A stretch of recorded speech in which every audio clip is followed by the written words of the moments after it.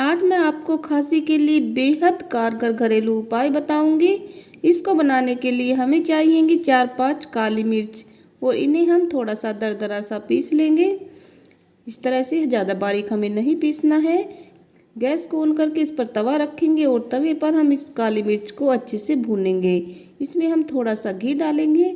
थोड़ा सा घी डाल करके इसे अच्छे से भूनेंगे। घी आपको शुद्ध लेना है, यानी कि शुद्ध देसी घी घर का बना हुआ लेना है। और इसमें हमें थोड़ी सी हल्दी डाल करके इसे अच्छे से भून लेंगे।